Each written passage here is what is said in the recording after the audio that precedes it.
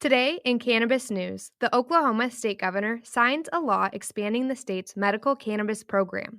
The Tennessee state governor signs a law expanding the state's CBD program. And a Washington, D.C. lawmaker expresses opposition to President Biden's barring of recreational cannabis sales in the district. It's Wednesday, June 2nd, and this is your Trichomes Morning Buzz. Broadcasting live from the Trichomes.com studios in Southern California. It's time for your Morning Buzz. We bring you late-breaking news that keeps you up to date with what's happening in the cannabis industry. First up, with the passage of Oklahoma State Senate Bill 1033, numerous updates to the state's medical cannabis program have been approved. The bill was passed with a 78-12 vote and was ratified by Governor Kevin Stitt.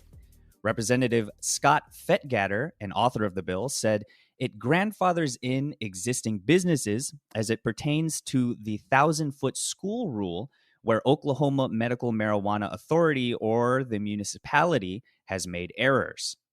The legislation also allows firms to transfer licensure if their owners change, and it allows the Oklahoma Tax Commission to charge a fee for conducting audits on companies. It also allows the OMMA to collaborate with the Oklahoma Bureau of Narcotics to combat the black market. Ronald Durbin with Viridian Legal Services said, "We really need to step up in the enforcement aspect. And that's one thing that 1033 does that we're really, really happy about. 1033 facilitates that boots on the ground inspect mantra." Next up, Tennessee's governor has passed legislation that will extend the state's restricted CBD system and establish a task force to analyze the potential of more comprehensive medical cannabis legalization. Governor Bill Lee approved the measure weeks after it was delivered to their office by legislators. While proponents would accept any legislative victory they could get in the Republican majority legislature, they are disappointed that the legislature could not pass a more extensive medical cannabis development bill. Patients with eligible ailments will be able to acquire CBD oil with a maximum of 0.9% THC, which is triple the limit in the federal classification of hemp. Alzheimer's, ASL, cancer, IBS, multiple sclerosis, HIV, AIDS, and sickle cell disease will be applied to the existing system's catalog of eligible conditions, which currently only includes intractable epilepsy. To acquire cannabis oils, individuals would need confirmation of their ailment and a doctor's suggestion. However, Tennesseans must travel to neighboring states or buy the herb unlawfully because there is presently no way to acquire authorized cannabis in Tennessee. In practice, the legislation merely offers legal safeguards for specific patients in specific conditions. Furthermore, the legislation stipulates that establishing a medical cannabis sector is contingent on Congress rescheduling the crop on a federal level.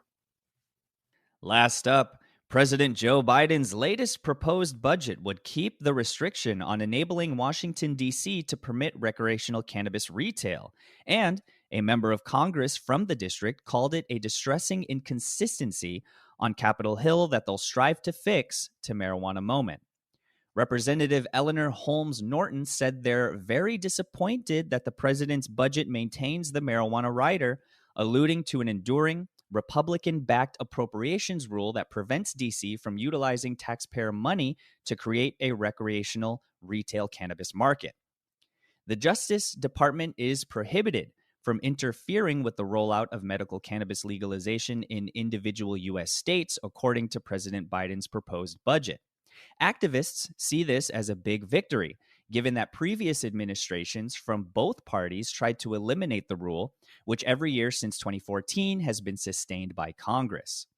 For D.C., though, Biden found it necessary to maintain the prohibition on allowing the city to legalize recreational cannabis retail, which Representative Norton, Mayor Muriel Bowser, and district lawmakers have opposed. The president's position is even more odd when you consider Biden's support for D.C. statehood and their frequent statements that states should be free to decide whether or not to legalize recreational cannabis. Biden did suggest that a different section prohibiting D.C. from utilizing taxpayer funds to support abortion services be removed, a move that furthers the impression that the president adopted a focused position, particularly on cannabis.